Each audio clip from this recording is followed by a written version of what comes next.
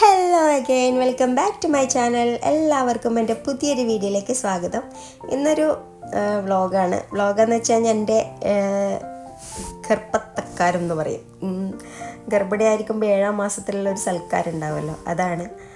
അപ്പോൾ ഞാനും എൻ്റെ ഉമ്മയും എൻ്റെ 2 മക്കളും മാത്രമേ പോകുന്നുള്ളൂ. പിന്നെ എൻ്റെ ഒരു കസിനും ഉണ്ട്, ഓനാണ് നമ്മളെ കൂടെ വരുന്നത്. ഓനെ ഞാൻ വിളിച്ചതാണ് കേട്ടോ. അങ്ങനെ നമ്മൾ പോവാണ്. അത്ര ആർഭാടായിട്ടുള്ള പരിപാടിയൊന്നുമില്ല കേട്ടോ. പിന്നെന്താ, 3ാമത്തെ പ്രഗ്നൻസി അല്ലേ, അപ്പോൾ അത് അത്ര 2 എണ്ണം കുറച്ച് ഗ്രാൻഡായിട്ട് കഴിച്ചിട്ടുണ്ടായിരുന്നു. ഇത് പിന്നെ നമുക്ക് അത്ര വലിയ 3ാമത്തെ ആയതുകൊണ്ട് അങ്ങനെ തന്നെയാണ്. എല്ലാ കുട്ടികളും ഒരുപോലെ തന്നെ, എന്നാലും 3ാമത്തെ ആയതുകൊണ്ട് അത്ര വലിയ ഗ്രാൻഡായിട്ടൊന്നുമല്ല. ഉമ്മാനോട് എന്നെയും കൂട്ടിയിട്ട് പോകാൻ പറഞ്ഞു. സ്കൂളില്ലാത്തൊരു ദിവസം നോക്കിയിട്ട് പോകാൻ പറഞ്ഞപ്പോഴേക്ക് പരീക്ഷയും മദ്രസയും ഒക്കെ അടുത്തുകൊണ്ട് നമ്മളൊരു ദിവസം നോക്കിയിട്ട് പോയതാണ് കേട്ടോ. അങ്ങനെ ഇതാ ഇക്കാൻ്റെ വീട്ടിലെത്തിയിട്ടുണ്ട്. ഇവിടുത്തെ കണ്ണൂരത്തെ പരിപാടി എന്ന് പറഞ്ഞു കഴിഞ്ഞാൽ നമ്മളെ വീട്ടിലുണ്ടാവാൻ, അവിടെ നിന്ന് ഇക്കാൻ്റെ വീട്ടിൽ കൊണ്ടാക്കിയിട്ട് അവിടെ 2 ദിവസം നിന്നിട്ട് തിരിച്ചിട്ട് പിന്നെയും നമ്മളെ വീട്ടിലേക്ക് കൊണ്ടാക്കും. അങ്ങനെയാണ് കണ്ണൂരുള്ള സൽക്കാരം, ഗർഭസൽക്കാരം. അപ്പം ഓരോ നാട്ടിലെ ഓരോ ഇതാണ്. അപ്പോൾ നമ്മളെ വീട്ടിൽ തന്നെയാണല്ലോ നിൽക്കുക. അത് ഏകദേശം എല്ലാവർക്കും അറിയാമല്ലോ, കണ്ണൂർക്കാരുടെ സൽക്കാരം കാര്യങ്ങളൊക്കെ. അങ്ങനെ അവിടെ എത്തിയിട്ടുണ്ട്. എത്തിയ അവിടെ തന്നെ ഒരു ബത്തക്ക വെള്ളം കുടിച്ച്, വാട്ടർമെലൺ ജ്യൂസ്. പിന്നെ നമ്മൾ കറക്റ്റ് ഫുഡിൻ്റെ സമയത്ത് തന്നെ എത്തി. 2:30-3 മണി ആവാനായിട്ടുണ്ടായിരുന്നു. ലേറ്റായിരുന്നു. വീട്ടിൽ കുറച്ച് പണിക്കാരൊക്കെ ഉണ്ടായതുകൊണ്ട് ലേറ്റായി. പിന്നെ എൻ്റെ ഇറങ്ങലൊക്കെ അങ്ങനെയാണ്. അങ്ങനെ പോയ അവിടെ തന്നെ ഫുഡ് വിളമ്പിയിട്ടുണ്ടായിരുന്നു.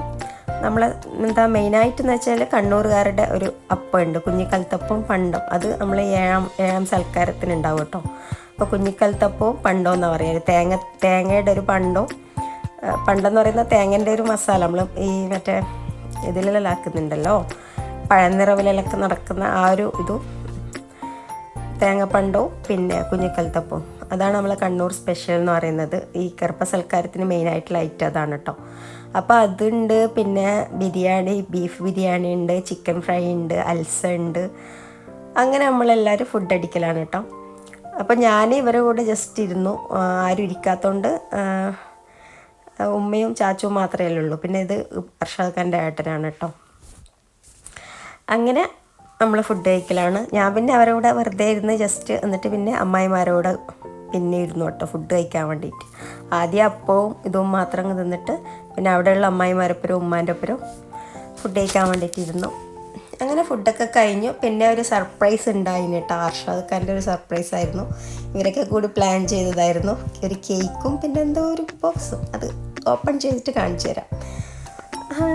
അപ്പോൾ അമ്മായിമാർ പ്ലാൻ ചെയ്തിട്ട് അവർ ഓർഡർ ചെയ്ത്, അർഷാദ് പറഞ്ഞിട്ട് ഓർഡർ ചെയ്തിട്ട് അങ്ങനെ റെഡിയാക്കിയതാണ് കേട്ടോ. അപ്പോൾ ഇതാണ് നമ്മുടെ ഗിഫ്റ്റ് ബോക്സ്. തുറന്നാൽ ഫുള്ള് സർപ്രൈസാണ്.